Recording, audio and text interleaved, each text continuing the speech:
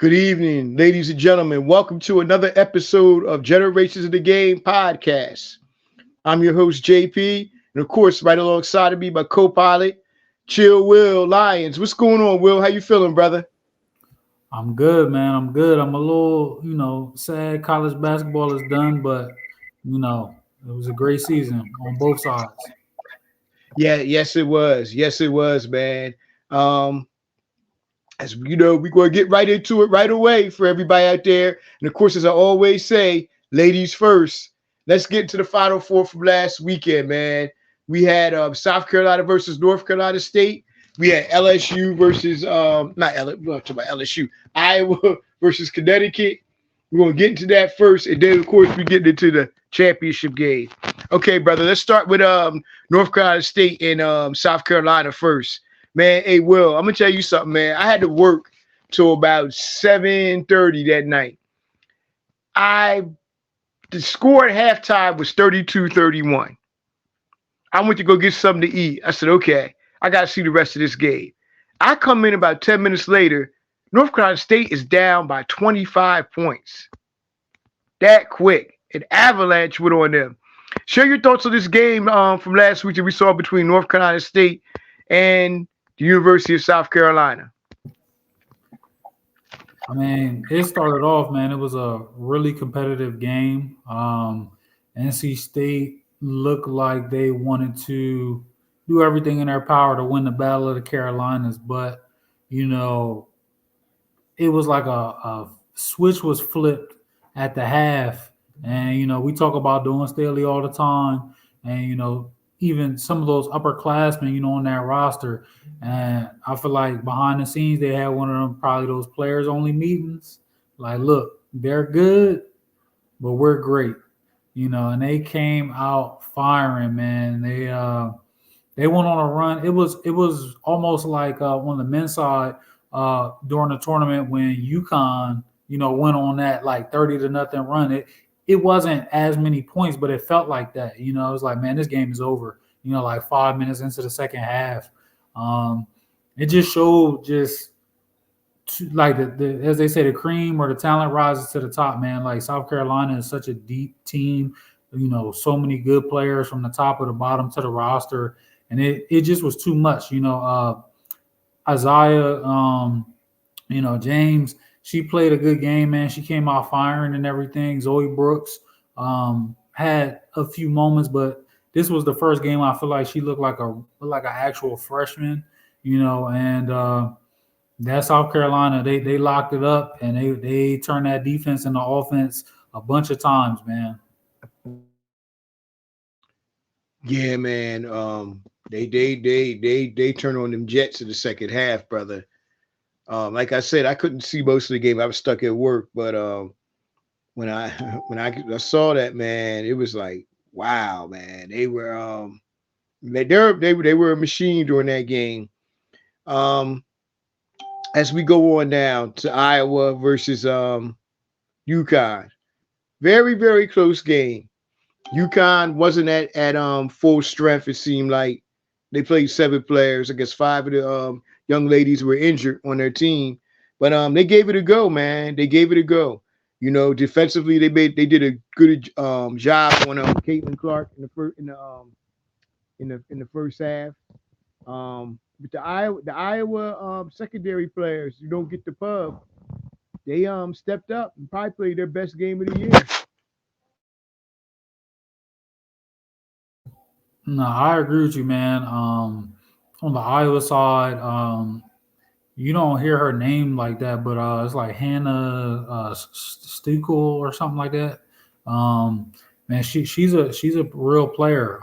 She can put some points up, rebounds the ball. She's constantly moving.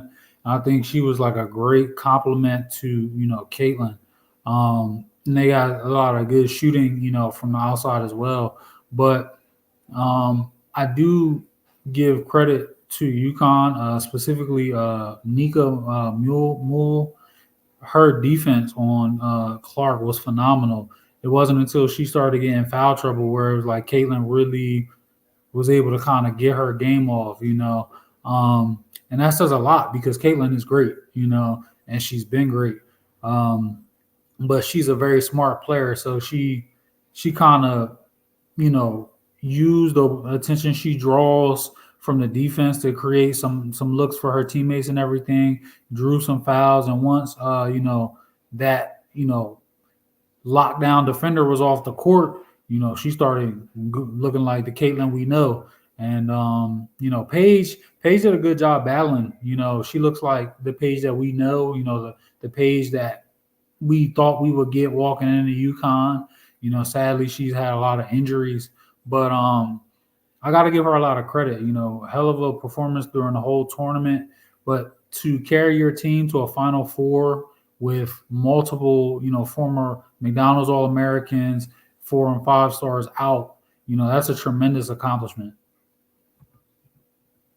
Yeah, man, it really was. It really was. I expect UConn to be strong next year. I know they lose a couple of the girls on the team, but I think Becker Bucher, she's coming back.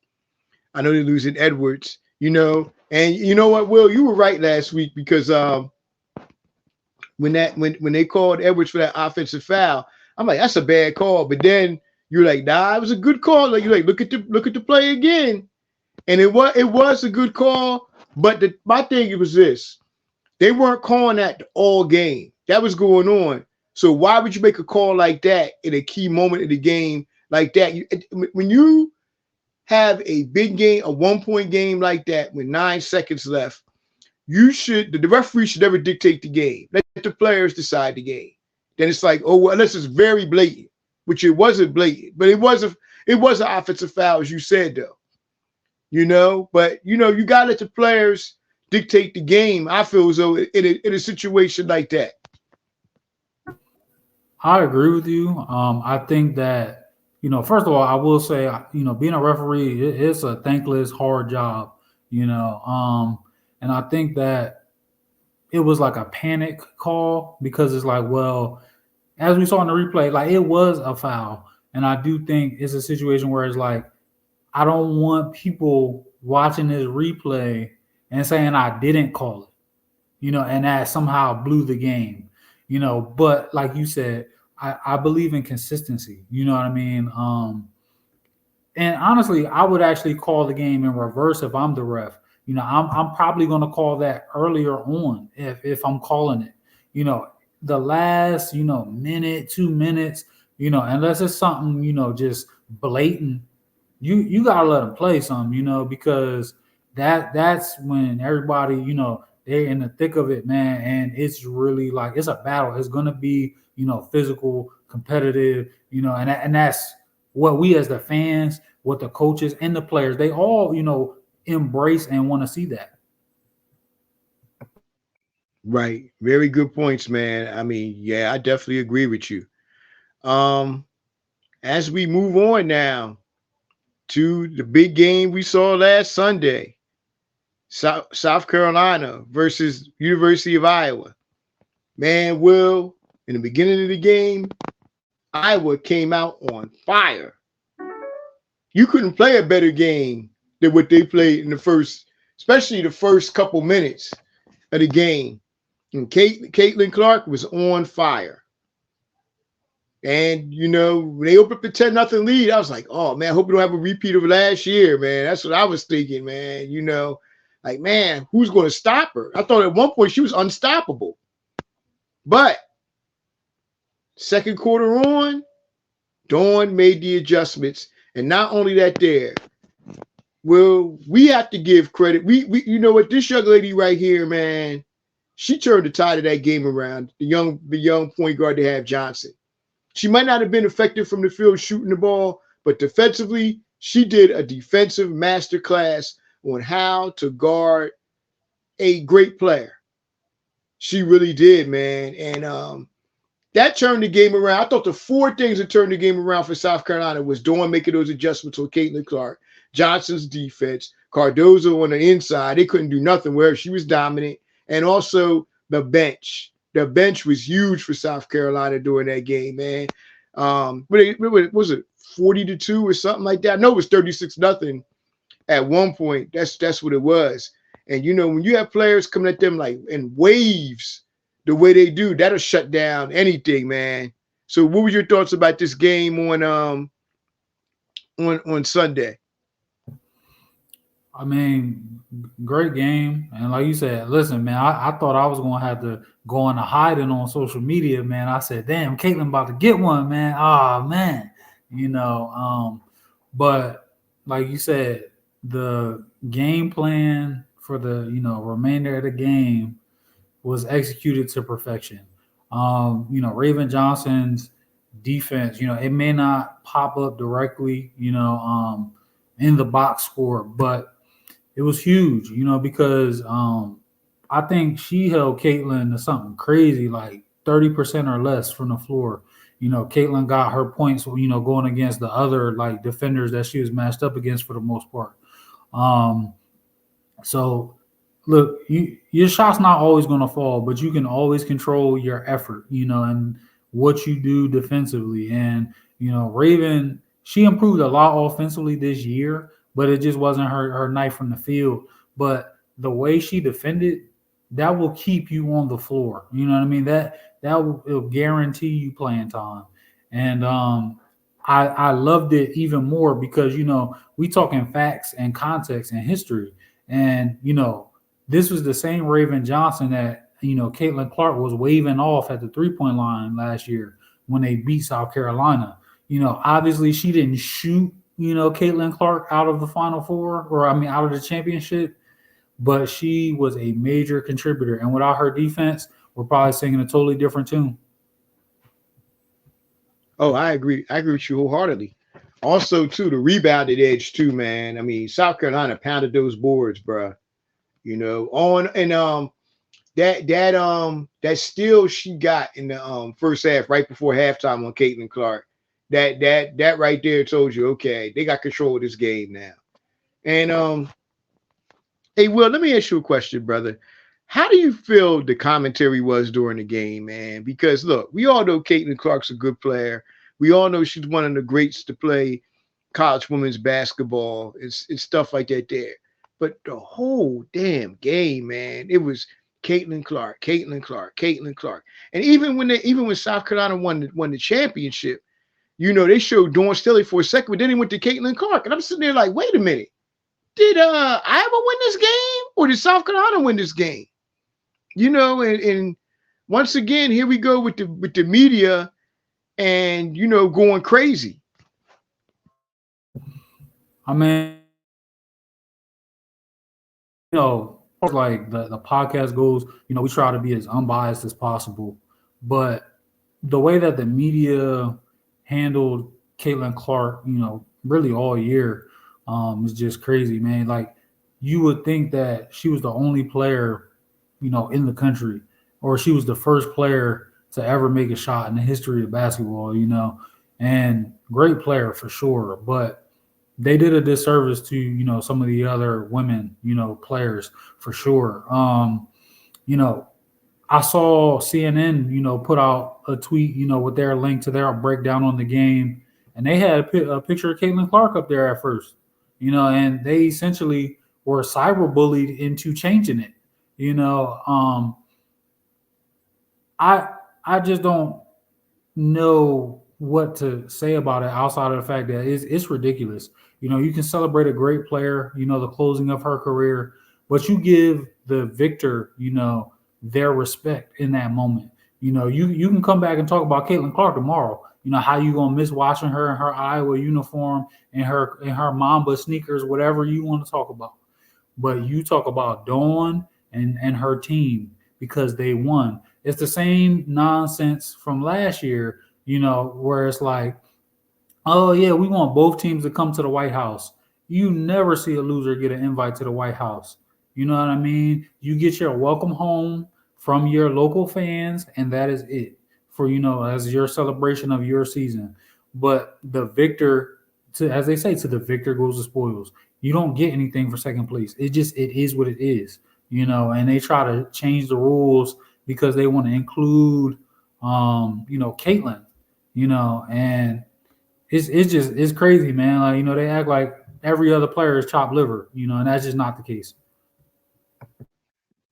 Yeah, man, I agree, man. That nonsense last year of Jill Biden talking about, oh, we're going to invite the loser too. I was like, what in the hell is she doing? Did you even watch the game? That's my biggest thing. Did you even watch the game? And like you said, man, the media bias is just it's just crazy. It was just crazy during the game. Even the commentary, it's like, well, Caitlin Clark, and then at one point, I heard the guy on one of the commentators, the guy, they were down by like 16, 17 points, I think, with like about 3 minutes left. Does Caitlin Clark have it to win this game? What game are you watching? What game are you watching? I couldn't believe that you said that. You and I both know damn well the game was over. It was over at that point. So just stop it. Just stop it, man. And like I said, we know Caitlin Clark's a great player. We know that. We know she's a great player. But man, I mean, some of this stuff that the commentators and some of the stuff, man, it was just like, come on, man. Are you serious right now? Are you serious? No, I agree, man. And again, great career, storied career. But, well, first, I want to say that I hope that they continue to cover the game at the same level, because there's a number of talented, hoopers on the NCAA women's side. But they need to spread the coverage, and I don't expect the athletes to necessarily have to take a stand or anything, but I like every time I see a Paige Becker's interview, I feel like I just become more of a fan. I love what she's saying. I remember she won an ESPY. She spoke about wanting to take the spotlight that's put on her and shining it on, women of color, in sports that are deserving as well.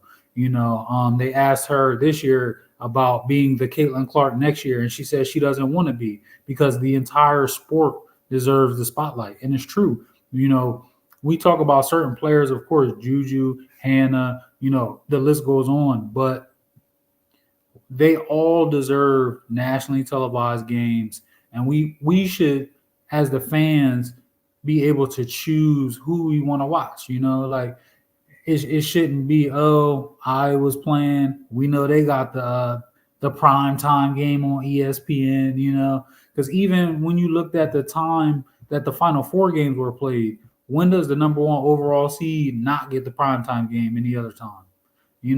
So they just have to do better, and if it's a part of growing the game, showcasing all of the talent as much as possible, because you never know who's going to attract who. Different players, are going to bring different fan bases. Like Alyssa Peely from Utah, she was like a Pacific Islander, so that was great because I saw from a number of her games and her social media posts, everywhere she traveled, the Pacific Islander community, wherever she played, will be lined up like hundreds of people to meet her to get autographs because they don't see representation of themselves all the time, so it's important to grow the game in that way and to also just be fair and showcase the other talented women.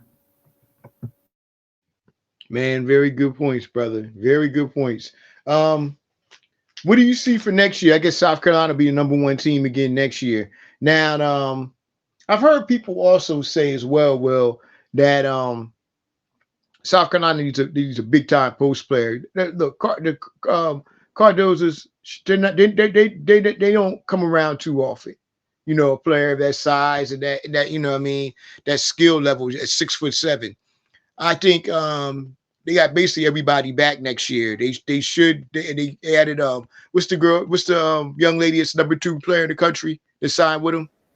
Oh, Joyce. I want to say Yeah, I Joyce know it. Edward. Yep, Joyce Yeah, I Edward. think it was Joy. Yeah, yeah. They got her. Plus, they got her coming in, and Mhm. there's a couple post players on in the transfer portal right now. They get one of them, they'll be fine. Man, I tell you what, man, Dawn Staley, man. Well, I think I see back to back coming possibly next year.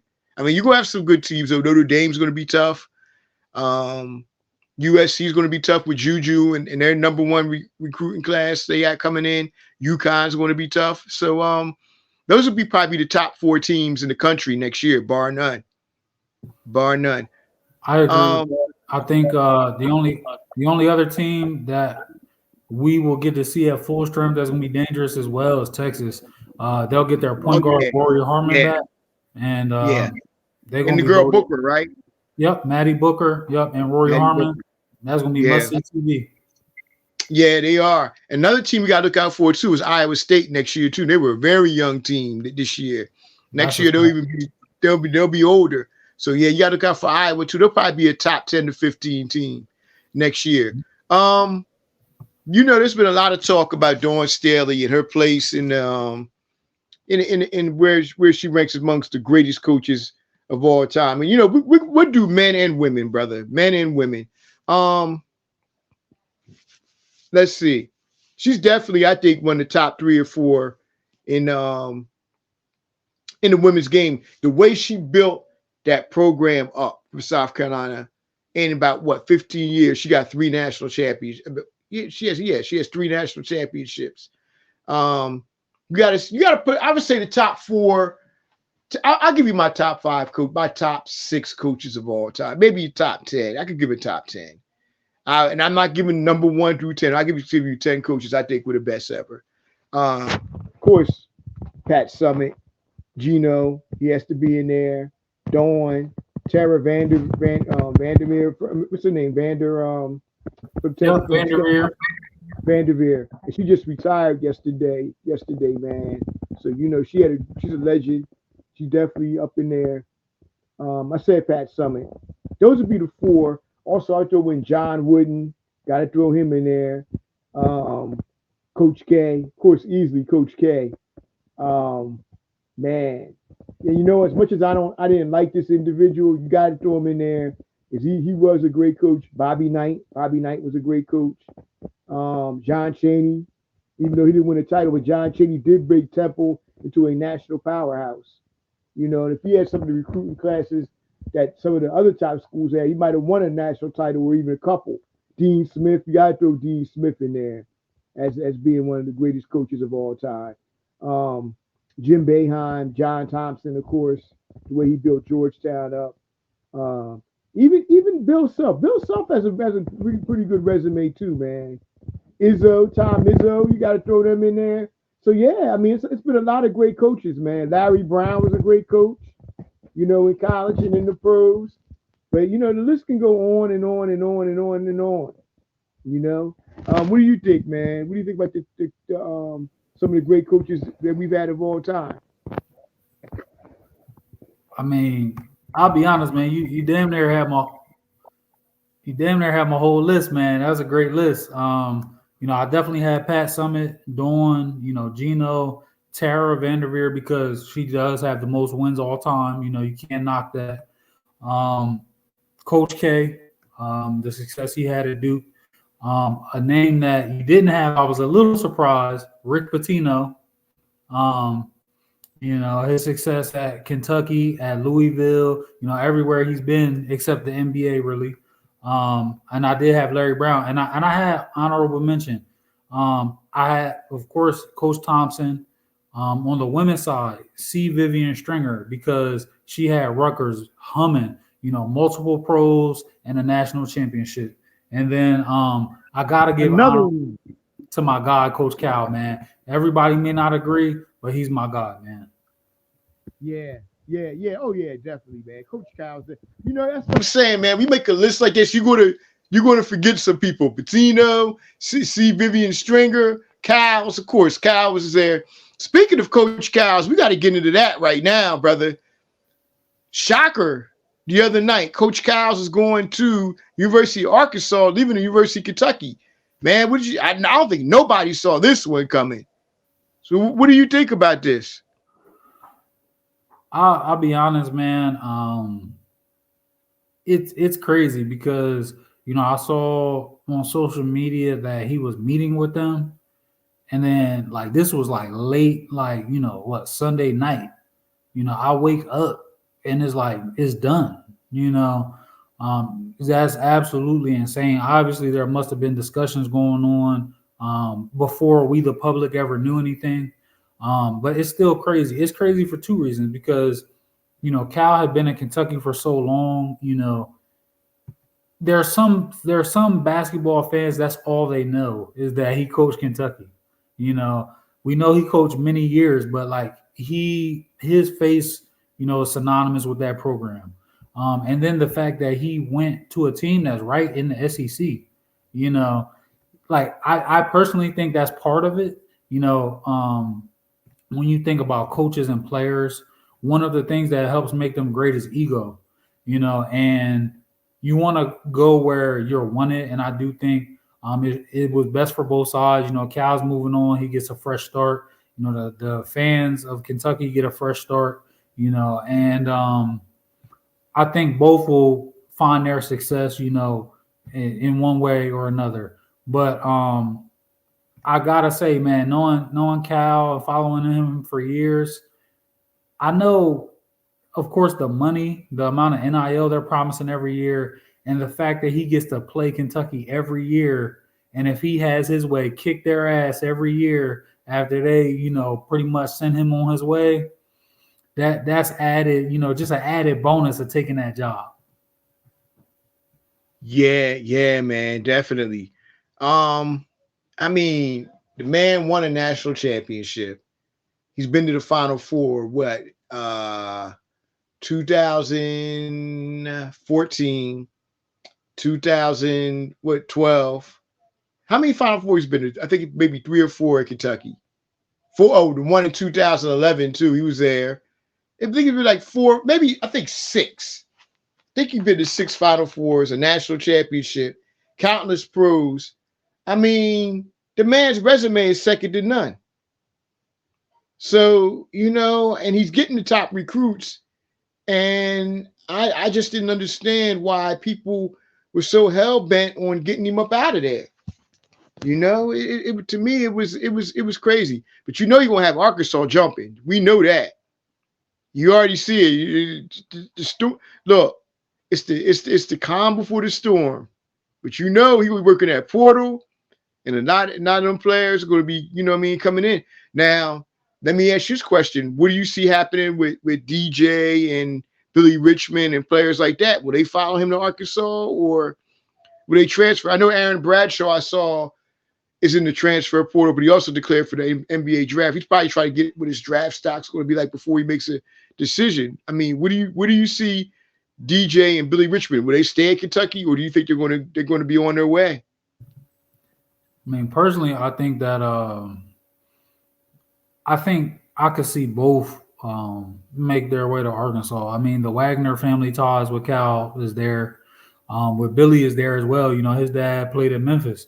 And what I'm about to say is no discount to the University of Kentucky, obviously. They have a great history. Multiple coaches have won championships there. But like I said, the modern face of Kentucky was Cal. It started off with John Wall, and it just continued, and he kind of changed what you perceive Kentucky's basketball program to be like. It was a program where no matter how great a player is, they're there at least 2, 3, 4 years, and the teams are built that way.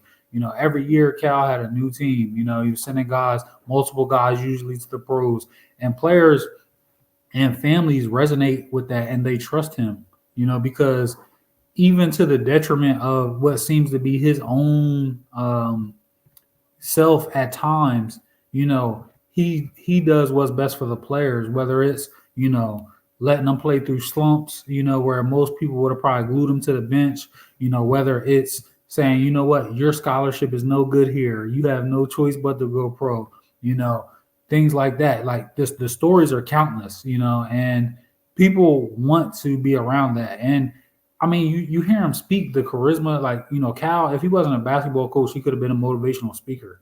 He just has it, and I think I think he was tired of what was going on, local media, just his every move being overanalyzed, everything like that.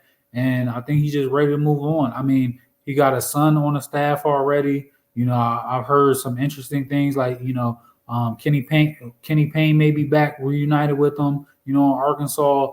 Like, he literally can do whatever he wants here, the coaching staff and the roster is completely open. He has 13 spots to fill, and with NIL, with the transfer portal, it's going to be crazy. And some of his, you know, players that were supposed to come to Kentucky this year have already asked out of their letter of intent. So, that look, that's a sign, man. I think some things are brewing already. Definitely. I agree, man. Things are brewing down there in with Kentucky, man. I mean with Arkansas. Um, Kentucky's having a hard time finding a coach. A couple coaches already turned them down already. Now they're talking about getting Rick Pitino back. But how long is Rick Pitino going to be there though? That's the thing. Um, as we move on now, Will, to the men's NCAA Final Four. You know what? We should even call it that. We should call it the UConn Invitational. Actually, that's what it was. It was the UConn Invitational, man. Let's start with the first game. We'll do Purdue and NC State in a minute, but UConn and Alabama actually this is when you know a team is great. Alabama shot 73% from the 3-point line in the first half against UConn. That had been any other team, you'd be down by 15, 20 points. UConn was up by 5 going into the halftime with the opposite team, with the opposition shooting 73% from 3-point line. And if you're a team that's going against UConn and you're seeing this, I know you got to be like, damn, we threw our best shot at them, and they're up by 5 on us.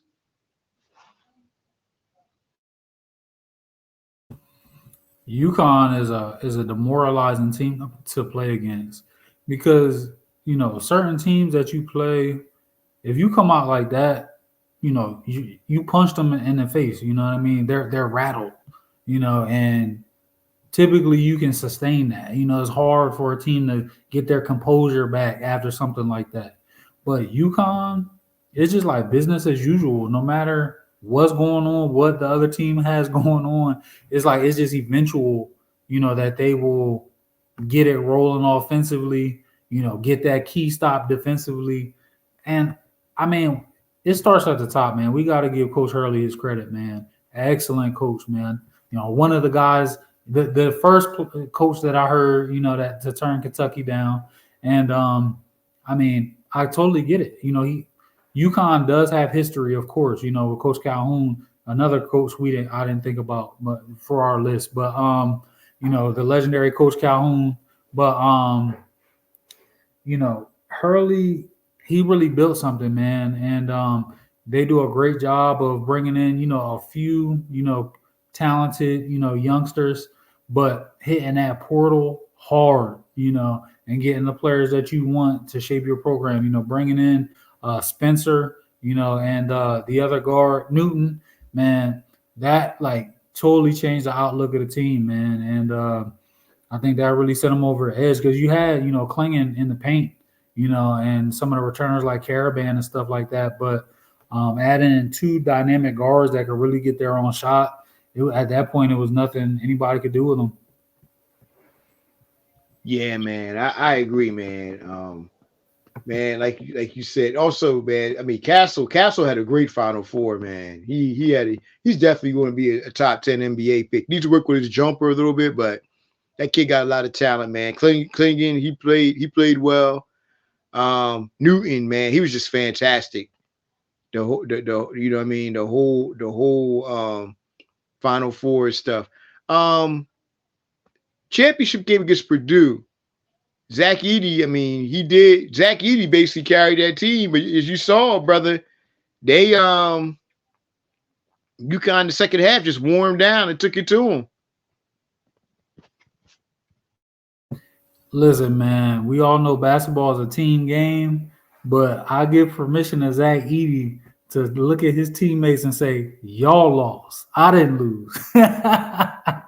Because that dude had, you could argue you couldn't have had a better game on the big stage, and he actually, I don't know how high he can go, but he actually improved his draft stock because Klingon, is pretty well regarded in draft circles, but he was taking it to Klingon, and Klingon is not a small, player by any means. So, to dominate somebody at 7'2", 270 or whatever he is, he was having his way in the first half. You know what I mean? And shout out, credit to Klingon as well because he just kept playing. Some players you used to being the biggest or strongest. You play somebody else, you fold. Like man, I ain't know nobody else out here could play like that. But they weathered the storm and they took an approach where, look, I mean, he's great. He don't shoot threes. He only we know he's only gonna get twos and free throws and they did what they could to try to slow him. He had video game numbers, but if you looked at the box score, nobody else really did much of anything.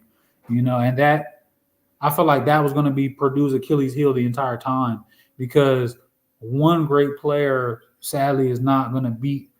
It can beat some teams, but not a team like this. Where from the first man to the 10th or 12th man, you can get production. Yeah, man. Yeah, I agree with everything you said, man. You can't play 1-on-5. You can't play that at all. I'm going. If I had to say the top teams in the last 10 years, best teams that we've seen, I gotta put two best teams I think ever that we've seen. And trust me, they're two of the greatest college teams ever. They have to be. Is UConn this year and Villanova in 2018, man. That team, and 2016 was a great team as well. But that 2018 team, man, was special with Mikal Bridges and DiVincenzo and Brunson and all them, and Spellman. Remember the big man they had in the middle? I mean, that team, Crosby coming off the bench. I mean, that what's the name? Archer. I'm talking about Archer. Yeah, Archie. Yeah, I know. I can't say it either. He And then played in did that? It was that the team that had was it Chris? I think Chris Jenkins too. Chris Jenkins' 2016 team. Okay, yeah, Argentendo, yeah. But yeah. he had a couple of coffee in NBA as well. That was a great team, man. I really would like to see them challenge this UConn team this year, man. That'd be a hell of a game, man, between 2018 Villanova and this UConn team this year, man. And it's crazy because Coach Hurley lost basically his starting five last year and just reloaded. And I'm not going to bet against him next year neither with the players he's going to lose. And I think maybe with next year's class coming in, it's not like they're going to start getting some 5-stars. He's only had one 5-star out of his 4 years he's been there. That's Stephen Castle.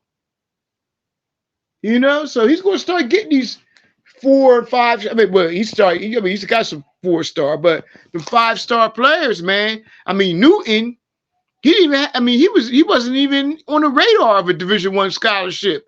Was it 4 years ago? And now he's the most outstanding player of the tournament.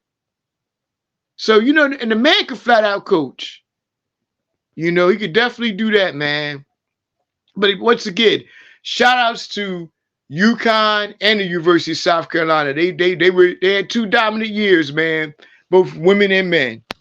Shout outs to them, bro. And also shout outs to NC State too, man. They had Coach Deeds. They had a hell of a run, man. They had a hell of a run there, man. So, shout outs to them. And Purdue surprised me too. I thought they were going home that first weekend, man. But Zach Edey willed them to the championship game. Hey, get to the Final Four. You got a special team, man. So shout outs to them. As we close up college basketball, Will, for 2024. Looking forward to next year, definitely. We're definitely looking forward to some of the talent coming in next year because we got Cooper Flagg, Ace Bailey, and all them boys coming in, man. So it's going to be exciting next year. Let's move on now to the world of the National Basketball Association. We're going to start right off the top. Who's the most dangerous teams in the playoffs? Because you know what my 2 teams are. Well, we're going to start with you first, brother. Go ahead. Start off with East or West, whichever one you want to start with. All right, man. In the East, I can't say I'm like the strongest believer in them, but they just win, man. And I gotta say Boston until I see otherwise, man. They just paid Drew to stay around, long term.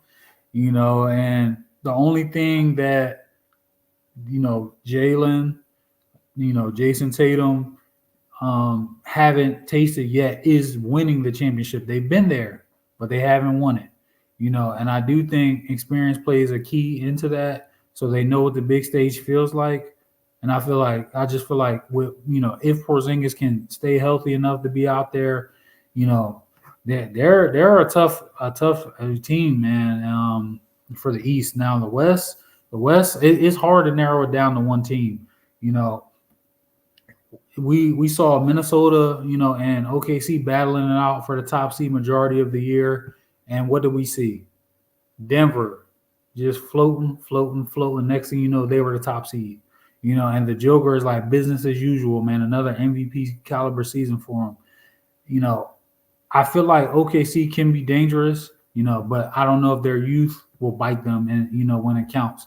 But with Denver, with Murray and Jokic, the best two-man game in basketball, I just feel like you can never count them out. And then the other guys, they just know their role so well. Aaron Gordon, what he is for Denver versus what he was in Orlando, total different role. And he's thriving. He's an all-star, role player. The defense he plays, the way he rebounds, he knows where to be on the floor for, the Joker to hit him with like no look passes and hoops and all that crazy stuff.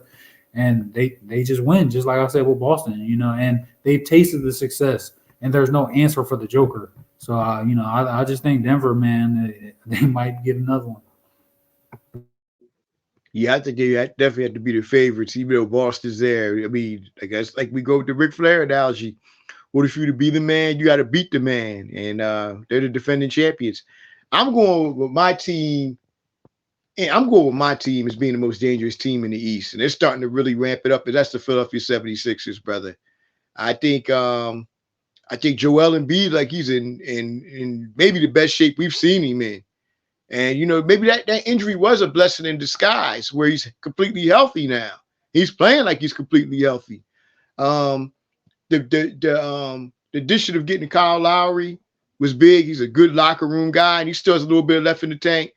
But I'm gonna tell you about two players though, man, that really been really stepping their games up.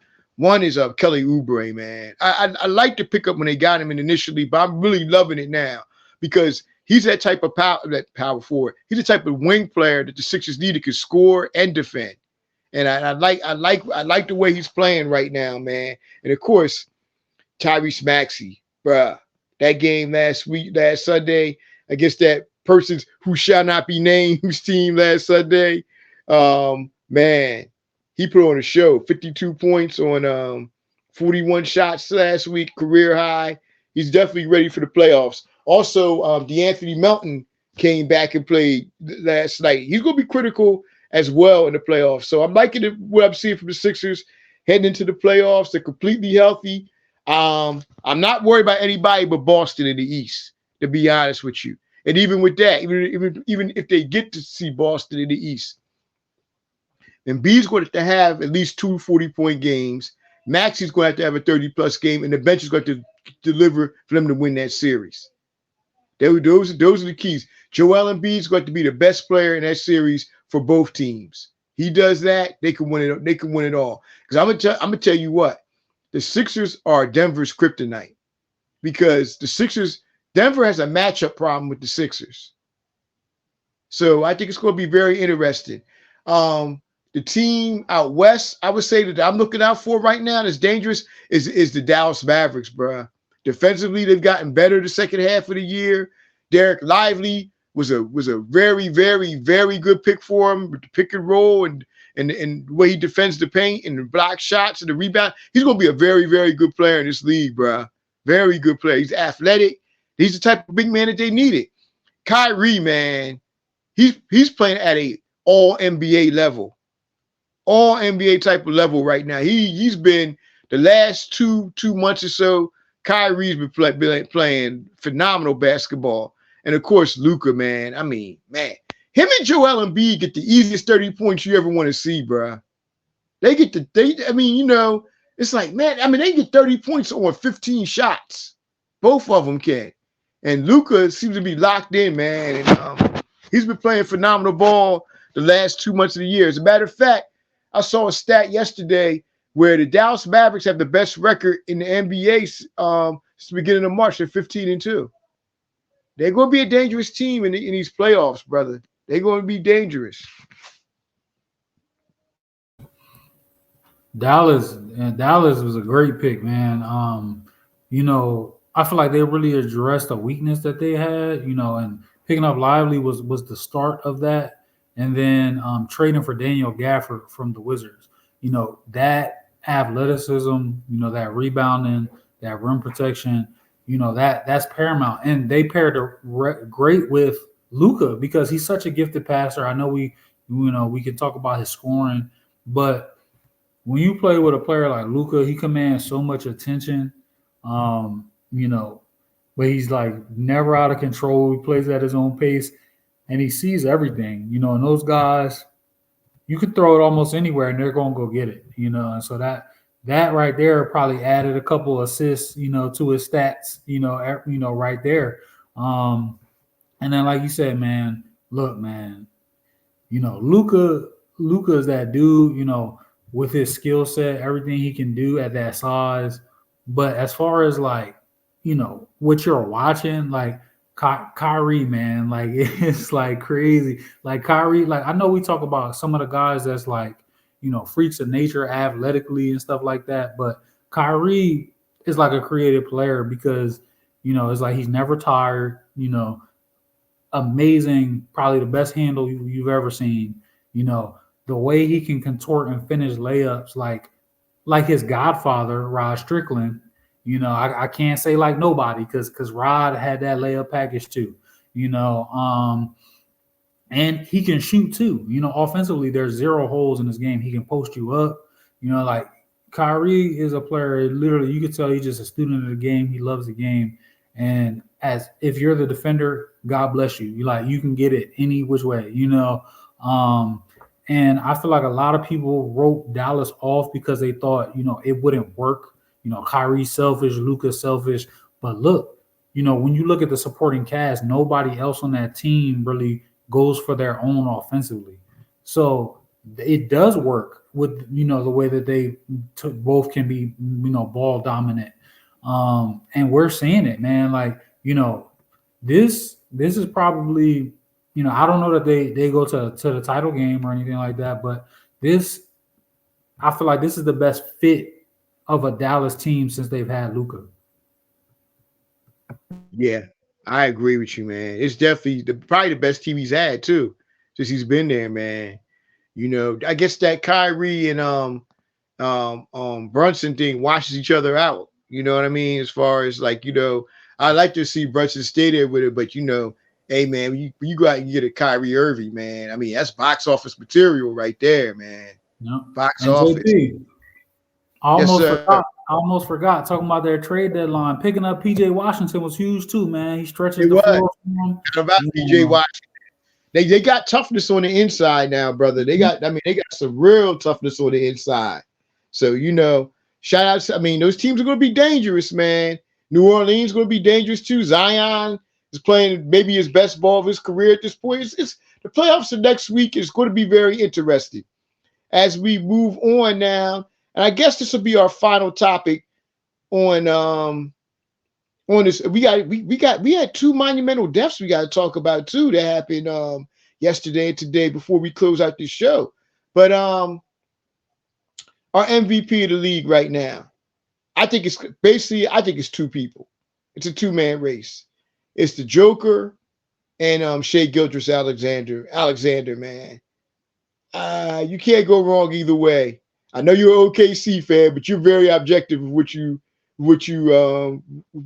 views on things. How do you see this? How do you see the MVP race coming to conclusion?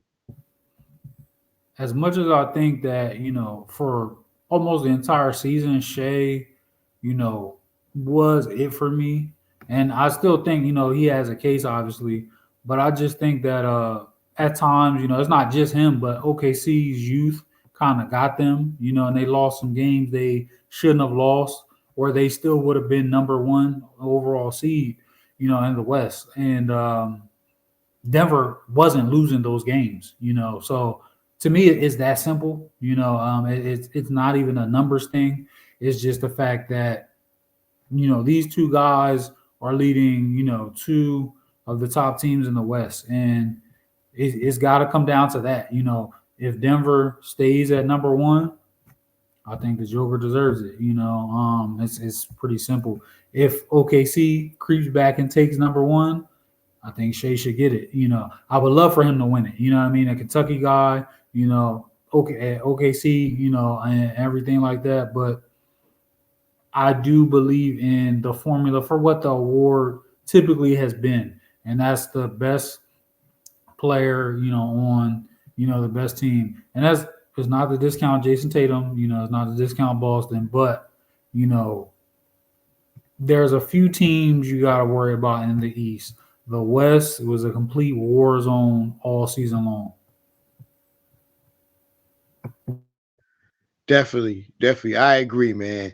And I'm gonna give a slight edge to the Joker too, man, because he means so much to that team. Not to say Shea Alexander does it, but the Joker means so much to Denver and what they're trying to do. Um, well, I guess we've basically come to an end, but we gotta talk about two monumental deaths, man. Two number one, yesterday we found out the death of DJ Mr. C yesterday. He's the one that founded Biggie Smalls. Also was the DJ and produced Big Daddy Kane's first album, Long Live the Kane. He had a song, Who Was the Man with the Master Plan. That was a great song he had on there on Long Live the Kane album. Also, legendary DJ in New York, Hot 97, Kiss, and all that stuff, man.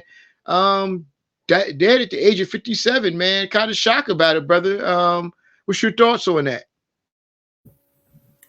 I mean, it was shocking because 57 is not that old, man.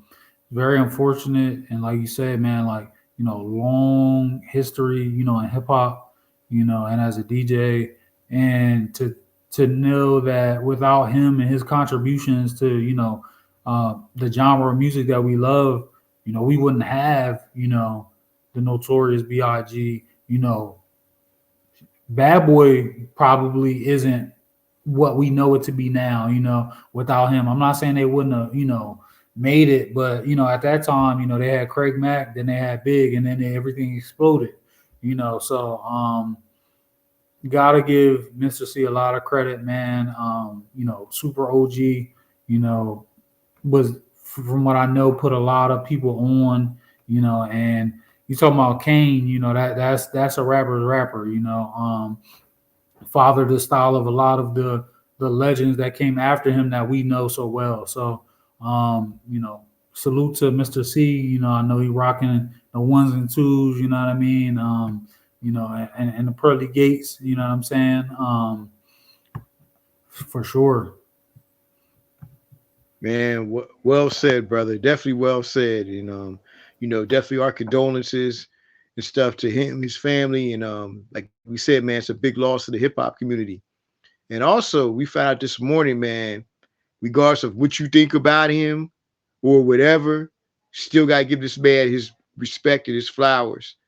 We lost OJ Simpson this morning, man. Definitely one of the top 5 running backs of all time.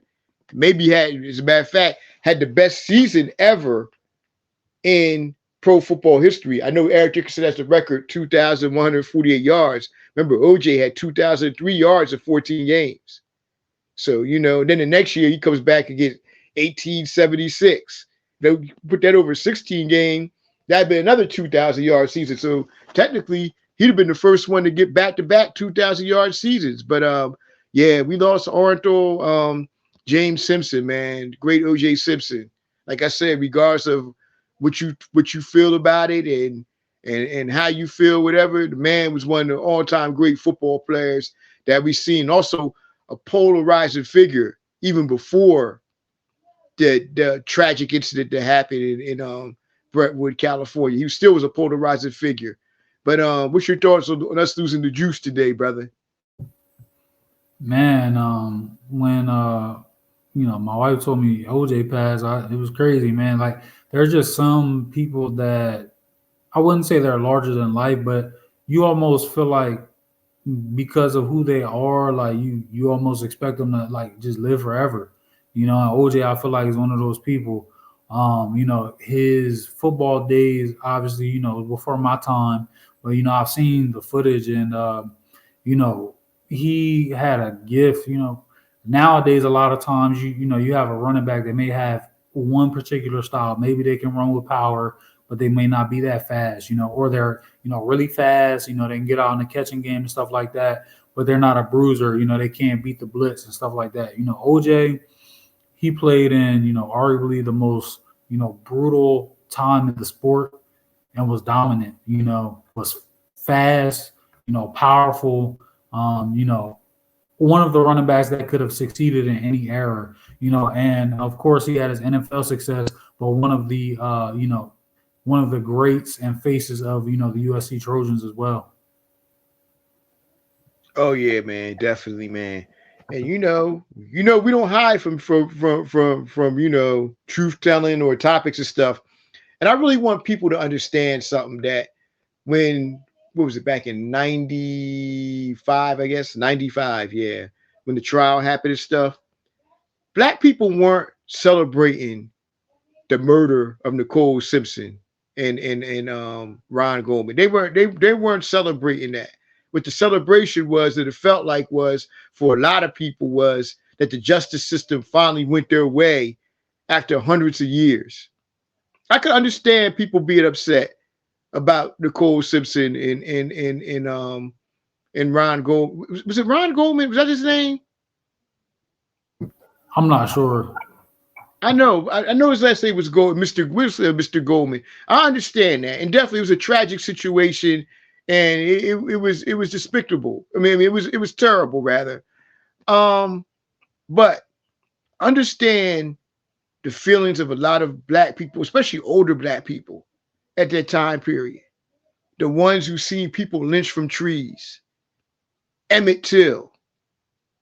You know, we can even go as far as COINTELPRO with the murders of Fred Hampton and Dr. King. We seen murders of civil rights leaders, Medgar Evers. We've seen this for decades of no justice. You saw this even with the whole Trayvon um I'm talking about Trayvon oh man, I can't think Trayvon of the Martin.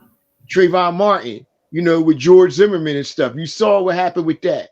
So when you saw black people back in that era celebrating, it wasn't the deaths of Nicole Simpson and everything. It was the fact that the justice system seemed like it went their way, whether you thought he was guilty or not.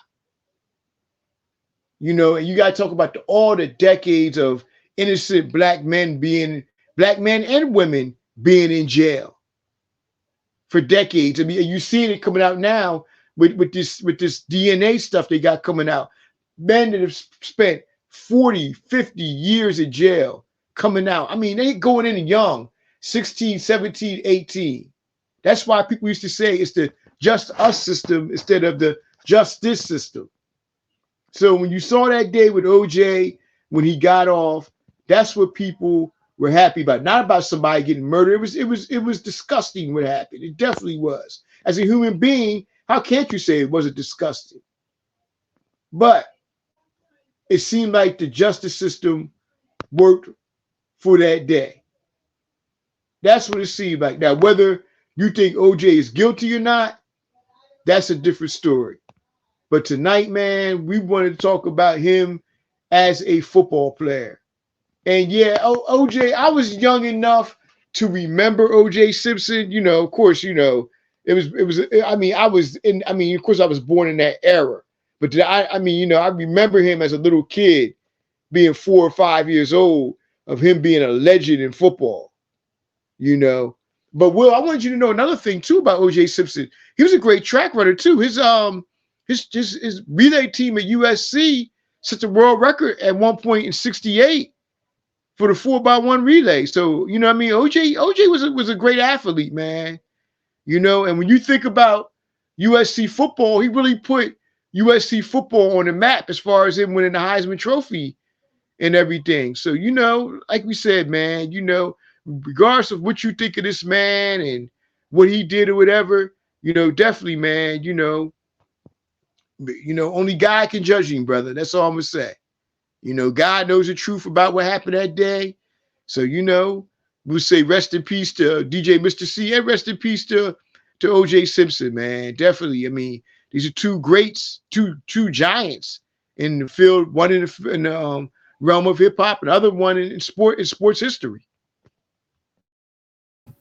Absolutely, bro. And like you said, prayers and condolences to the families. Like you said, no matter what you may think about a person or whatever, there's always more to it.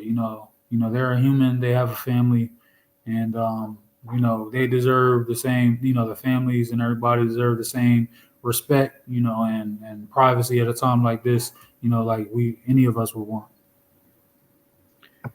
Very well said, brother. Very well said. And we're gonna close this show out this evening, man. And once again, brother, we want to thank our avid listeners who are listening to our podcast or looking at our podcast.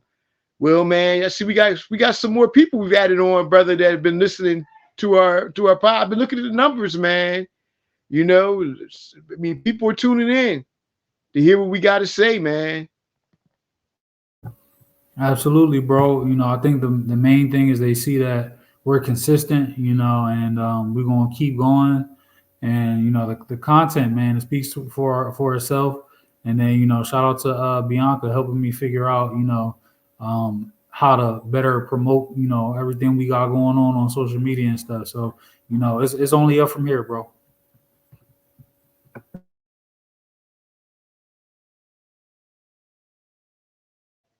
Yes, sir. I agree with you, brother. Shouts to your wife too, man. She's like the person behind the scenes that's helping us a lot too, man. So shout outs to her as well, brother. But hey man, we had another great show.